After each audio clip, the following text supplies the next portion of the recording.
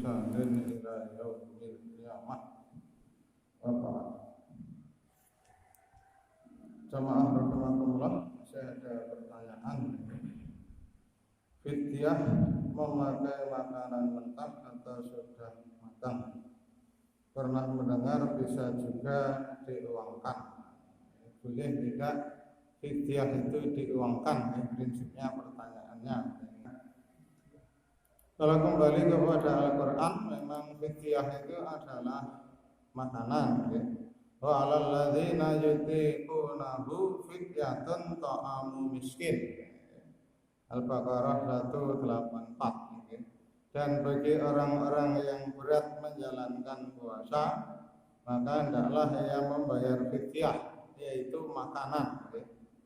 Ta'amu miskin. Nah, di dalam Qur'annya sangat jelas disebutkan ta'amun, makanan yang diberikan kepada orang miskin.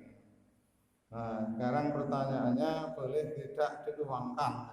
Memang di antara para ulama ya berbeda pendapat ya. Tapi kalau yakinnya ya makanan gitu. Kalaupun toh itu diuangkan, maka itu dipesankan betul karena ini fidyah, maka uang itu adalah untuk membeli makanan, bukan untuk membeli yang lain. Jadi kalau diuangkan mungkin karena jauh, dia tinggal di Jakarta umpamanya, padahal dia ingin membayar fidyah yang ada di Jogja, tetangganya yang miskin, nah, maka dia mentransfer uang. Nah, maka pesannya bahwasanya uang itu adalah untuk membeli makan, nah, karena memang Qur'annya begitu. Wa 'alal ladzina yutiqunahu fidyatun ta'amu miskin. Nah, ini ayatnya.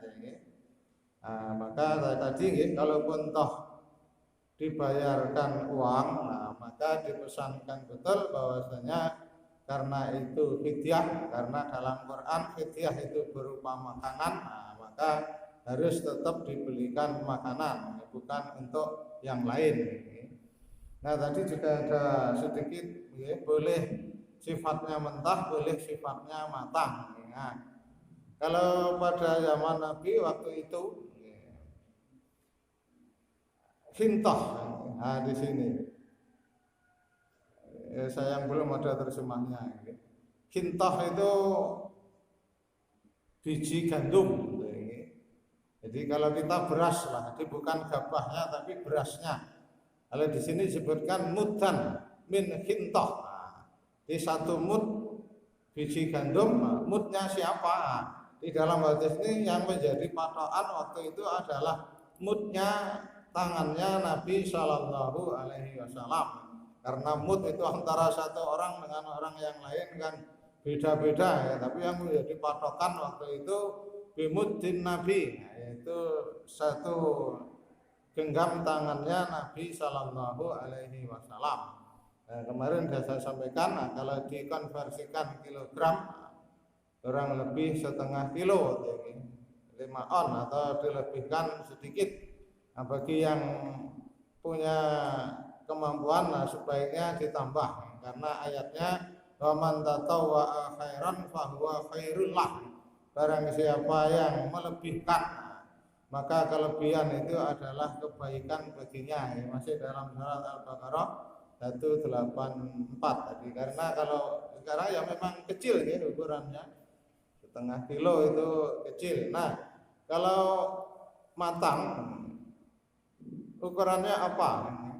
Karena kalaupun toh makan bukan sembarang makanan ya. Jadi karena waktu itu kalau tidak gandum tadi adalah kurma. Prinsipnya makanan pokok, bukan makanan diberikan snack, ya, tapi makanan pokok. Jadi bukan makanan yang bukan makanan pokok, tetapi ketika fidyah, nah, memang anjurannya adalah makanan pokok. Nah, makanan pokok kalau diuangkan sekarang mungkin malah lebih mahal ini. Minimal makanan yang biasa ia makan sehari-hari atau waktu itu ia berbuka menggunakan lauk tempe, nah, maka lauk tempe itu yang dikasihkan. Jadi semisal Kalau hari itu lauknya kebulan telur, nah maka yang lauk telur itu diberikan. Jadi yang biasa ia makan di situ tidak boleh hari itu kita makannya pakai lauknya daging. Nah, kemudian yang kita kasihkan untuk fidyah hanya lauk tempe. Nah itu tidak bagus. Meskipun boleh secara hukum tetapi kurang bagus karena di dalamnya bimislin. Nah, dengan yang semisal. Jadi tidak terlalu jauh dengan yang ia makan pada saat itu. Itu kalau makanan wujudnya makanan yang sudah matang. Sekali lagi kalau wujudnya uang, itu memang menjadi perbedaan tadi. Jadi kalau toh membayarnya uang mungkin lebih efektif, lebih mudah membayarkannya, maka dipesankan bahwasanya karena ini fidyah, yang fidyah itu adalah untuk makan, wujud aslinya adalah makanan, nah maka dipesankan adalah untuk membeli makanan. Nah, di dalam hadis riwayat Imam Malik juga disebutkan dari Malik, Imam Malik maksudnya bukan Imam Malik tetapi ya betul Imam Malik, bahwasanya telah sampai padanya bahwasanya Abdullah bin Umar, seorang sahabat radhiyallahu anhu, su'ila, ditanya anil mar'atil hamil, ditanya mengenai wanita yang hamil. Idza khafat, jika ia khawatir ala waladiha, khawatir akan kesehatan anaknya yang masih di kandungan, wastadda alaihi syam, dan berat baginya untuk melaksanakan puasa. Qala, maka Umar menjawab, tuftiru, hendaklah ia berbuka. Batut imu, dan hendaklah dia memberi makan kulli yaumin, setiap hari dia tidak puasa, miskinan, seorang miskin, muddan min hintah. Sama yang hadis di atas tadi riwayat Imam Baihaqi, di sini riwayat dari Imam Malik. Satu mud hintah, biji gandum, yaitu ukurannya bimuddin Nabi. Nah, dengan mudnya ukuran tangannya Nabi Shallallahu Alaihi Wasallam. Rawahu Malik, riwayat Imam Malik. Sumbernya sama kalau yang di atas bersumber dari Nafi', baru dari Abdullah bin Umar. Nah, kalau yang Malik langsung dari Imam Malik, kemudian dari Abdullah bin Umar. Nah, itu ceritanya, tapi isinya sama persis. Isinya sama persis. Nah, begitu jadi bisa dua-duanya menggunakan uang, tetapi dipesankan bahwasanya karena fidyah maka hendaknya diberikan makanan. Berikut pertanyaan berikut. Kalau salah rakaat, ketika salat maghrib pada rakaat kedua imamnya berdiri, tapi diingatkan makmum tidak mau duduk. Ini sudah ada ceritanya, ini sudah ada contoh dari Nabi. Jadi memang ada sedikit perbedaan ketika salah dalam rakaat kedua. Nah, kita baca urut saja tentang sujud sahwi. Ada 4 sebab sujud sahwi. Yang pertama ragu sudah berapa rakaat, maka diambil yang yakin. Kita baca aja hadisnya dari Abu Sa'id Al-Khudri radhiyallahu anhu, kala telah bersabda Rasulullah sallallahu alaihi wasallam, idza syakka ahadukum fi salatihi, jika salah seorang di antara kalian ragu dalam salatnya, falam yadri kam shalah, sudah berapa rakaat dia salat, salasan am arba'an, 3 atau 4 rakaat, falayat rokisak, maka buanglah yang ragu. Yang ragu dibuang. 3 atau 4, nah berarti yang yakin 3, 4-nya berarti ragu kan. 2 atau 3 berarti yang yakin 2, yang 3 ditinggalkan. Falyat roh arsak, maka buanglah yang ragu. Wal yabni ala mastaiqona, hendaklah dia mengambil yang ia yakin. Nah, berarti yang yakin yang sedikit. Cuma yasjudu sajadata ini, kemudian hendaklah ia sujud 2 kali qabla aysalima, sebelum dia salam. Nah, itu sujud 2 kali sebelum salam yang dikenal dengan sujud sahwi. Fa in kana shalla khamsan, jika ternyata dia sholatnya kok 5 rakaat, syafa'na lahu, nah, maka sujud sahwinya menggenapkannya. Syafa'na lahu sholatahu. Wa in kana shalla itmaman li arba'in, dan jika ternyata salatnya sempurna 4 rakaat, kana targhiman lis syaitan, nah itu adalah untuk mengalahkan setan. Nah itu jadi sujud sahwi yang pertama sebabnya adalah ragu jumlah rakaatnya berapa. Nah kemudian ini lupa duduk pada tasyahud awal, seperti dalam pertanyaan rakaat kedua kok langsung berdiri. Nah maka disunahkan sujud sahwi. Bersumber dari Abdullah bin Buhainah radhiyallahu an, diriwayatkan oleh imam yang 7, rawahus sab'ah. Sallalana, telah salat bersama kami Rasulullah sallallahu alaihi wasallam rakaataini min ba'di salawat summa qoma. Pada rakaat kedua di antara salat-salat summa qoma, kemudian Nabi langsung berdiri, falam yajlis, Nabi tidak duduk. Faqaman nasu ma'ahu, orang-orang pun ikut berdiri, karena para sahabat itu mengingatkan Nabi biasanya juga ragu dengan Nabi berdiri, ya ikut berdiri. Falamma qadha salatahu, ketika sudah selesai salatnya, sudah rakaat ketiga umpamanya atau sudah 4 rakaat, wa nadzarna taslimahu, kami menunggu salamnya Nabi. Tapi ternyata Nabi tidak salam, kabbaro, Nabi bertakbir qabla taslim, sebelum salam. Fasajada sajadata ini, nah, kemudian Nabi sujud 2 kali, bahwa jalisun, kemudian setelah duduk salama, nah baru Nabi salam. Jadi setelah sujud sahwi baru salam. Jadi tidak melaksanakan tasyahud awal adalah salah satu disunahkan untuk melakukan sujud sahwi. Nah tetapi ada tetapinya. Ketika ingatnya sudah berdiri, umpamanya pada rakaat kedua kita berdiri, nah di tengah-tengah ingat belum tasyahud, nah, maka ketika ingatnya sudah berdiri tegak, tidak perlu kembali duduk. Tapi kalau baru tengah-tengah belum berdiri tegak, nah, duduk. Nah di sini hadisnya. Jika ingatnya sebelum berdiri sempurna, maka ia kembali duduk untuk membaca tasyahud awal. Dan jika ingatnya setelah berdiri sempurna, maka tidak perlu duduk, namun sebelum salam sujud sahwi. Ini ada hadis nih. Nah masalahnya tidak semua orang tahu. Yang tahu hanya imam, jamaah tidak tahu kan. Nah, maka ngikuti imam.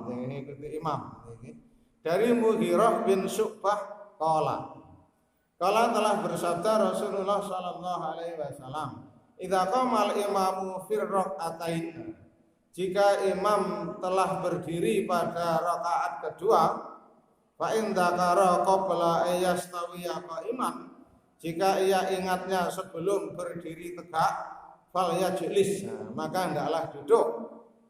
Fa in istawa qa'iman, tapi jika imam ingatnya sudah berdiri tegak, fala yajlis, maka tidak perlu duduk.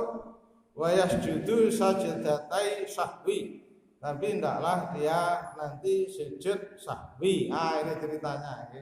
Nah ini yang menjadi permasalahan, kadang pengetahuan antara imam dengan makmum beda. Imamnya harus diingatkan, tidak mau dengan. Nah kalau makmumnya tetap mengingatkan, tidak berhenti ya sudah, duduk tidak masalah, biar tidak ributnya. Baru setelah selesai diingatkan. Jadi kalau dalam rakaat kedua, kalau imam sudah berdiri tegak, memang perintah dari Nabi tidak duduk, tidak masalah, cuma dianjurkan sujud sahwi. Nah itu nah, monggo ini tinggal pengetahuan saja. Jadi kalau berdirinya diingatkannya baru tengah-tengah, nah, diingatkan, nah imam duduk. Jadi kalau sudah berdiri, nah imam tidak duduk, tak masalah, tapi tetap diingatkan sebagai pemberitahuan kalau memang belum tasyahud awal. Biar imam juga tahu bahwasanya ada kekeliruan. Kalau ada kekeliruan, nah nanti ada perintah untuk sujud sahwi. Ini hadis riwayat Imam Abu Dawud nomor sekian dan juga Ibnu Majah nomor sekian. Itu jadi pertanyaannya tadi, maka ya mungkin imamnya ya menurut hadis yang saya tahu kalau rakaat kedua sudah berdiri tegak tidak perlu duduk. Bagi makmum seharusnya kalau sudah diingatkan duduk. Nah di situ perbedaannya. Nah monggo nanti tinggal apa pemberitahuan saja kepada makmum. Jadi memang ada tuntunan tersendiri. Nah kemudian sebab yang ketiga, sujud sahwi, rakaat yang dikerjakan kurang. Jadi Rasulullah pun pernah juga keliru. Kalau Rasulullah keliru, nah itu sebagai pemberitahuan kepada umatnya. Nanti kalau keliru dalam sholat, sudah ada contoh dari Nabi, itu disengaja oleh Allah. Dari Abu Hurairah radhiyallahu anhu, Shalla bina, telah salat bersama kami Rasulullah sallallahu alaihi wasallam zuhur rakaatain. Tapi baru 2 rakaat beliau salam. Salat zuhur, baru 2 rakaat Nabi salam. Kita baca saja terjemahnya. Kemudian setelah salam Nabi langsung berdiri dan menuju kayu di bagian depan masjid. Jadi Nabi langsung keluar dari masjid. Dan beliau meletakkan tangan di atasnya. Ketika itu di antara kami ada Abu Bakar juga Umar. Tapi keduanya enggan untuk bertanya kepada Nabi. Mau bertanya kepada Nabi sungkan. Kemudian banyak orang yang keluar dari masjid sambil berkata salatnya telah dikosor. Tidak ada yang bertanya kepada Nabi, masih gremeng, salatnya dikosor. Nah, di antara jamaah ada seorang sahabat yang bergelar Dzulyatain. Yang ia memberanikan diri bertanya kepada Nabi, wahai Nabi Allah, apakah Anda lupa atau memang salatnya dikosor? Nah, di pertanyaannya juga sopan. Wahai Nabi, panjenengan lupa atau salatnya dikosor? Nah, maka beliau pun menjawab, saya tidak lupa, salatnya juga tidak dikosor. Nah, Nabi ternyata juga tidak sadar kalau salatnya 2 rakaat. Saya tidak lupa, sholatnya juga tidak dikosor. Nah, kalau begitu Anda lupa. Nah, maka para sahabat pun mengatakan kalau begitu Anda lupa. Nah, kemudian para sahabat yang lain baru berani ngomong, berarti Anda lupa wahai Nabi. Nah, karena sholatnya cuma 2 rakaat. Para jamaah berkata kalau begitu Anda lupa.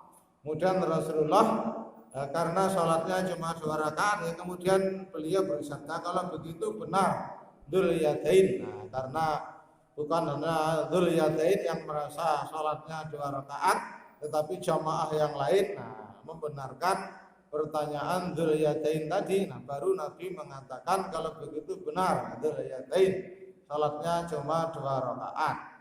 Nah, kemudian setelah itu Nabi bertakbir, lalu sujud seperti sujud biasanya. Maksudnya Nabi menggenapkan 2 rakaat yang kurang. Kemudian beliau mengangkat kepalanya dan seterusnya. Nah, baru setelah itu Nabi sujud 2 kali sebelum salam. Baru setelah itu Nabi salam. Jadi sholat kalau sudah ditutup dengan salam, maka rakaatnya tidak batal. Jadi seperti ini tadi sholat zuhur baru 2 rakaat salam, maka 2 rakaat tadi tidak batal karena sudah ditutup salam. Nah, baru ditambah lagi 2 rakaat, nah baru sujud sahwi. Tapi kalau kentut, nah itu batal semuanya, harus ulang dari awal. Ini kalau sudah ditutup salam, maka tidak perlu ngulang dari awal, tinggal menambah rakaat yang kurang, nah baru setelah itu sujud sahwi. Nah itu hadisnya sangat jelas. Hadis ini riwayat Imam Bukhari Muslim, ingat saya, muttafaqun alaih. Riwayat Bukhari Muslim. Ini sangat kuat hadisnya. Jadi sudah ada contoh dari Nabi rakaatnya kurang. Jadi kalau kurang, saya juga pernah kan kurang di sini. Salat isya tapi kurangnya 1 rakaat.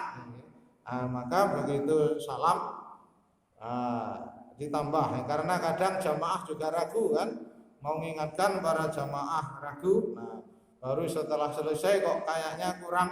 Saling bertanya kepada jamaah di sampingnya, oh ya ternyata kurang.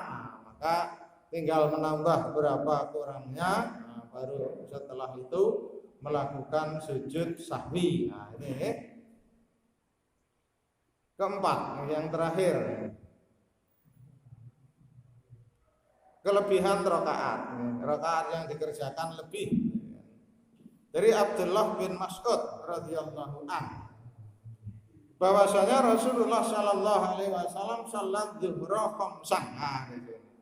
Bahwasanya Rasulullah salat zuhur 5 rakaat khamsan. Kemudian setelah selesai salat faqila lahu, ada yang bertanya kepada Nabi, wahai Nabi, azidas salat, wahai Nabi apakah salatnya ditambah? Faqala wa ma dzaka, kenapa memang? Qala shallaita khamsan, engkau tadi salatnya 5 rakaat. Karena Nabi, para sahabat itu kalau mengingatkan Nabi sekali lagi sungkan juga. Sudah ditunggu saja sampai salatnya selesai.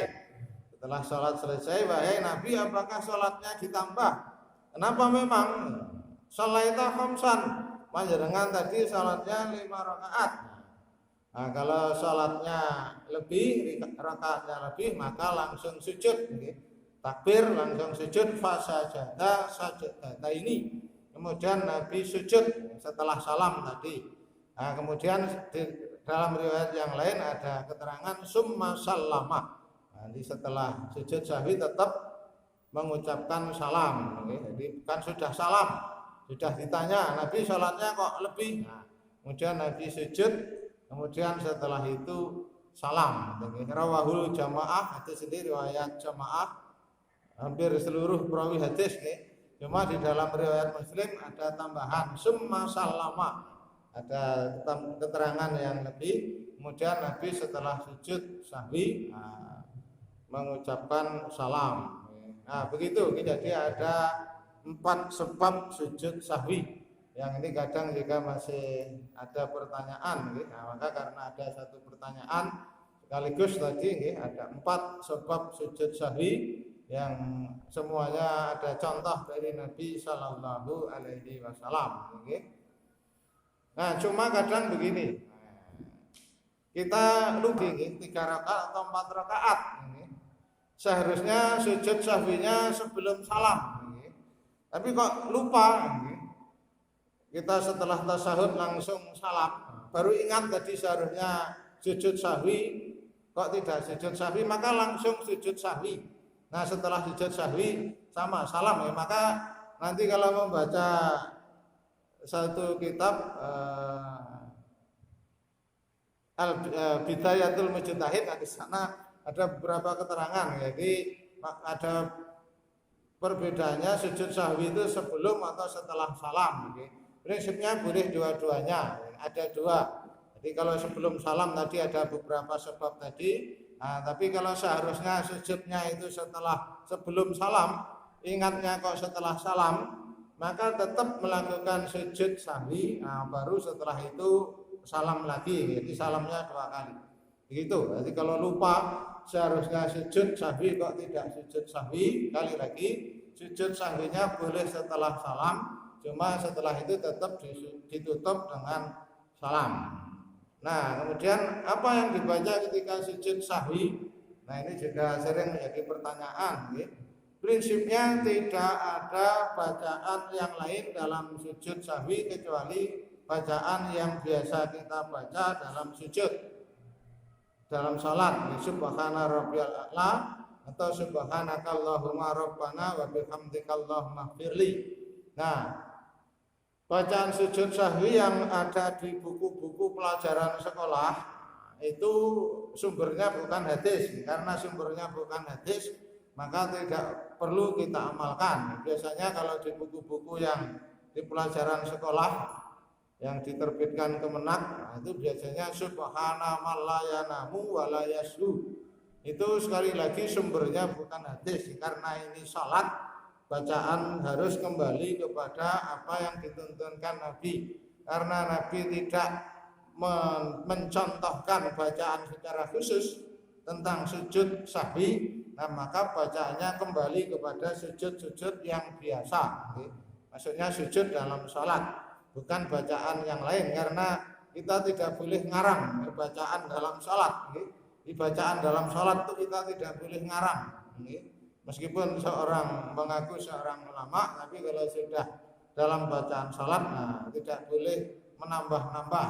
Maka bacaannya kembali kepada bacaan sujud dalam salat. Jadi sekali lagi bacaan subhana man la yanamu wa la yashu itu sumbernya bukan hadis, karena saya belum menemukan satupun hadis. Bahkan di dalam kitab-kitab fikih yang berbahasa Arab itu tidak ada satupun yang mencontohkan bacaan sujud sahwi seperti tadi subhana man la yanamu wa la yashu. Itu hanya ketemunya dalam buku-buku yang berbahasa Indonesia. Jadi kalau dalam kitab-kitab fikih yang berbahasa Arab, nah, saya belum menemukan, karena memang itu sumbernya bukan hadis. Saya ingat saya ada satu kitab namanya Al-Fiqhu wa Adillatuhu ala Arba'il Madzahib. Itu baru ada satu yang di sana menyebutkan subhana man la yanamu, tapi juga tidak menyebutkan ini sumbernya hadis. Itu hanya tulisan dari ulama saja, karena sekali lagi ini masalah bacaan dalam salat, nah, maka bacaannya kembali kepada yang bersumber dari hadis. Berikutnya sekaligus karena juga sering menjadi pertanyaan, sujud tilawah. Di sujud tilawah itu sujud yang dilakukan ketika membaca ayat-ayat sajadah. Di dalam Al-Qur'an ada 15 ayat sajadah. Ada 15. Nah, di sini sudah saya tuliskan. Ada dalam 14 surat, cuma ada satu surat yang ada 2 ayat sajadahnya, yaitu dalam surat Al-Had, seingat saya. Al-Had 18, Al-Had 77 itu ada 2 ayat sajadah dalam Al-Had, yaitu 18, 77. Nah kalau ini memang ada bacaan tersendiri. Bagi yang belum hafal ya bacaannya seperti biasa, tidak apa-apa. Tapi yang mau menghafalkan, nah di sini dalam riwayat Abu Daud adalah Nabi apabila membaca dalam Al-Quran atau dalam sholatnya ayat sajadah, beliau membaca sajada wajhiya lilladzi khalaqahu wa sawwarahu wa syaqqa sam'ahu wa basarahu bi qawlihi wa quwwatiha. Ini kalau mau dihafal ketika imam membaca ayat sajadah yang biasanya saya baca pada subuh Jumat, tapi juga tidak setiap subuh. Nah itu ayat sajadah, sujudnya sujud tilawah. Nah, yang terakhir sujud syukur. Sujud syukur prinsipnya juga tidak ada bacaan yang khusus. Di sujud syukur itu dilakukan ketika mendapatkan suatu kenikmatan. Kenikmatan apa saja yang dirasa sangat membahagiakannya, nah, maka sujud syukur dimanapun dan kapanpun. Tidak, kalau sujud syukur ini tidak harus suci. Jadi kapanpun dia mendapatkan kabar gembira atau mendapatkan sesuatu yang menyenangkan, maka dia langsung sujud. Berdasarkan hadis riwayat Abu Dawud, Tirmidzi, Ibnu Majah yang bersumber dari Abu Bakrah, bahwasanya Nabi Shallallahu Alaihi Wasallam idza atahu amrun yasurruhu, jika ia mendapatkan perkara yang membahagiakannya atau menyenangkannya, au busyira bihi, atau dia mendapatkan kabar gembira, maka kharra sajidan, Nabi bersungkur sujud syukran lillah sebagai rasa syukur kepada Allah tabaraka wa taala, mendapatkan kabar yang menggembirakan, nah, langsung sujud. Mendapatkan sesuatu yang menyenangkan langsung sujud. Nah, maka kalau ini sekali lagi tidak ada tuntunan harus apa harus suci. Jadi pokoknya waktu itu mendapatkan kabar gembira sujud. Umpamanya pemain sepak bola itu kan ada yang muslim kan. Nah, begitu gol ya langsung sujud, tidak perlu lari wudhu sujud, kesuat. Begitu gol ya langsung sujud gitu kan. Nah, tidak perlu apa bersuci dulu. Ini prinsipnya begitu mendapatkan sesuatu yang menyenangkan langsung sujud. Nah, di sini tadi jika Nabi mendapatkan sesuatu yang menyenangkan atau mendapat kabar gembira, kharra sajidan, Nabi langsung sujud, bersyukur untuk sujud. Nah, itu ya. Saya kira itu.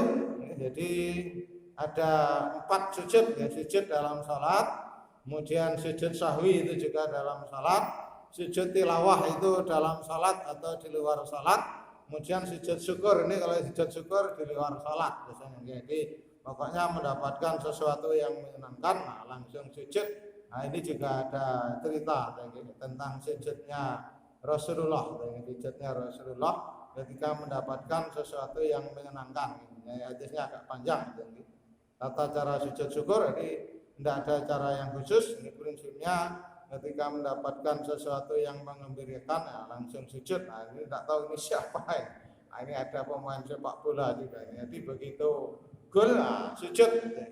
Tidak ada aturan secara khusus karena memang di luar sholat. Saya kira itu untuk sementara. Monggo kalau masih ada pertanyaan besok kita jawab insya Allah. Demikian semoga bermanfaat. Assalamualaikum warahmatullahi wabarakatuh.